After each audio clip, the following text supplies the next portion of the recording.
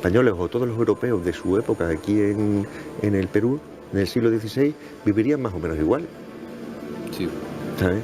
Entonces, con su forma de vida probablemente no nos hubiese permitido identificar quién era. Pero en este caso su muerte sí nos ha permitido identificar quién era. Él es descendiente de Francisco Pizarro, un noble español con corona de vizconde. Soy la 16 generación desde su hermano Hernando Pizarro. Francisco Pizarro sería el tío tatarabuelo de lo que son, del mío y de mis hermanos, de la parte de familia que estamos ahora aquí estamos en España y que bueno, que de alguna manera también estamos aquí en Lima. En su visita a Lima hemos conversado sobre los nuevos estudios arqueológicos que auspicia su fundación, que actualmente se realizan a su pariente y a otros personajes cuyos restos, como los de Pizarro, yacen en la catedral. Pero también acerca de la versión que maneja su familia sobre la conquista del Perú. No es ajeno a la historia del Perú el hecho de que 100 españoles no pueden conquistar el imperio más grande de América. Es absurdo. ¿A quién se le ocurre que 100 españoles conquisten un imperio de miles y miles de personas? Ese imperio de miles y miles de personas se conquista o cambia de estructura porque hay una realidad que no está de acuerdo con ese imperio. Es decir, la conquista, a Francisco Pizarro es acompañado en la conquista por muchos pueblos que estaban aquí situados y que estaban bajo el yugo de los incas. ¿Cómo se sumaron esos pueblos a la conquista? Viene de la diplomacia, y la diplomacia probablemente hubo dialéctica, y en esa dialéctica hubo verdad y mentira, pues probablemente sí.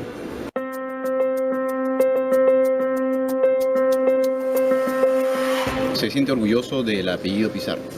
Sí, yo en definitiva me siento orgulloso del apellido Pizarro.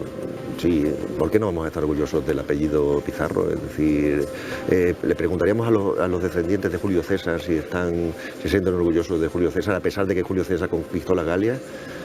Le preguntaríamos a los descendientes de Napoleón si se sienten orgullosos de Napoleón, a pesar de que conquistó media Europa o Europa entera.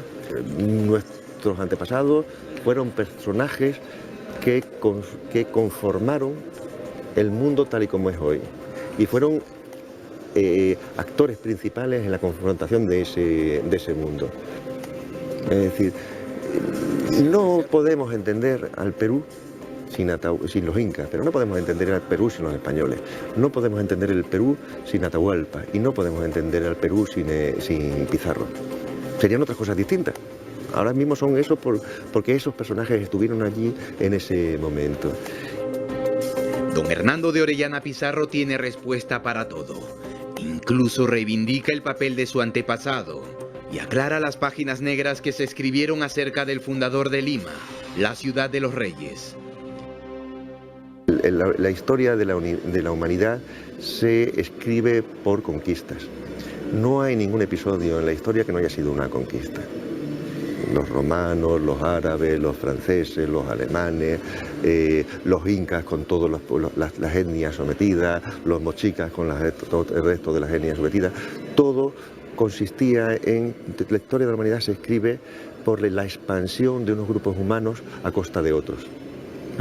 Con lo cual, esto es como dice el Evangelio, el que esté libre de pecado que tire la primera piedra.